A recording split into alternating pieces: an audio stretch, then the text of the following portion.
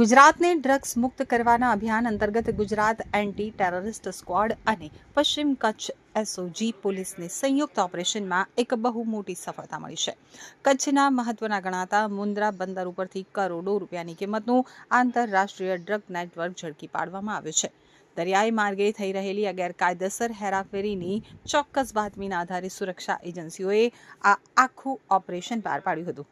સુરક્ષા એજન્સીઓ દ્વારા શંકાસ્પદ જહાજને ખુલ્લા દરિયામાંથી આંતરી અને તપાસ અર્થે મુન્દ્રા પોર્ટ ઉપર લાવવામાં આવ્યું હતું. આ વિદેશી શિપની સઘન તલાશ લેતા તેમાંથી માદક પદાર્થ કોકેનનો મોટો જથ્થો મળી આવ્યો હતો. એટીએસના સૂત્રોના જણાવ્યા અનુસાર શિપમાંથી અંદાજે 115 કિલોગ્રામ જેટલું કોકેન જપ્ત કરવામાં આવ્યું છે, જેની આંતરરાષ્ટ્રીય બજારમાં અંદાજિત કિંમત 500 કરોડ જેટલી થાય છે. તો ગુજરાત એટીએસ, કોસ્ટગાર્ડ, એસઓજીએ મધદરિયે ઓપરેશન પાર પાડ્યું હતું. અલગ અલગ દેશોમાં ફરી પાકિસ્તાન થઈને ગુજરાત આવ્યું હતું. આ અંગે રાજ્યના ઇન્ચાર્જ ડીજીપી KLN રાવે પ્રેસ કોન્ફરન્સ કરીને જણાવ્યું હતું કે Brazil, Latin America, US, Karachi થઈ અને બોટ મુન્દ્રા આવી હતી. MSCના નામના જહાજમાંથી 115 કિલો જેટલો કોકેઇનનો જથ્થો પકડાયો છે, જેની બજાર કિંમત 1,180 કરોડ છે.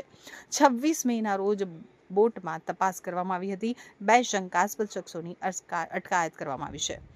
સૌને જણાવતા આનંદ થાય છે કે ગુજરાત પોલીસ, ગુજરાત એટીએસના ટીમ છે, જેમાં જે વરિષ્ઠ અધિકારીઓ છે, એમને બાતમીના આધારે એક બ્રાઝિલથી કોકેનનો જથ્થો ગુજરાત દરિયા ખાતે દિલ્હીમાં એને ડિલિવરી લેવા માટે એક કાવતરોનો પર્દાફાશ કરવામાં આવેલો છે, જેમાં ગુજરાતના એટીએસના અધિકારી, વરિષ્ઠ અધિકારીઓ, ઇન્ડિયન કોસ્ટગાર્ડના અધિકારીઓ અને સંયુક્ત ઓપરેશનથી અમારા જે અધિકારીઓ, પોલીસ ઇન્સ્પેક્ટર JM પટેલ અને બાકીના જે અધિકારીઓ છે, તેમની ટીમને બાકીને આધારે જે સૂચના મળેલી છે કે એક બોટ બ્રાઝિલથી થઈને લેટિન અમેરિકાથી થઈ, મેક્સિકો થઈ, US થઈ અને છેલ્લે કરાચી થઈને મુન્દ્રા તરફ આઉટર એન્કરેજમાં ઉભા રહેવાની છે અને એમાં એક કોકેનનો મોટો જથ્થો આવવાનો છે.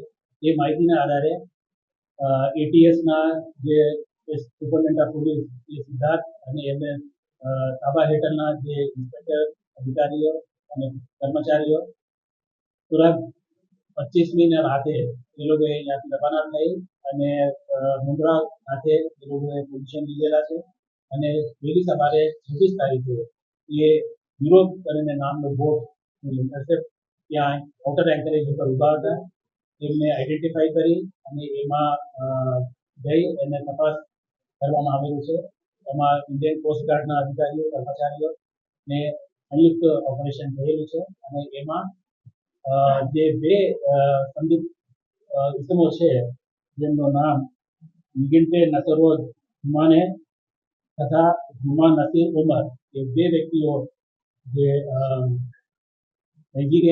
ટાંઝાનિયાના છે, એ લોકોએ આ બોટમાં એ માલ લાવવાના હતા અને એની ડિલિવરી જે દિલ્હીમાં રહેતા 2 ઇસમો, એમના નામ કેલ્વિન કુકુવામા અને બૈરુંગે જેમ્સ, એ ટાંઝાનિયા અને યુગાન્ડાના નેશનલ છે, એ લોકોને ડિલિવરી કરવાના હતા.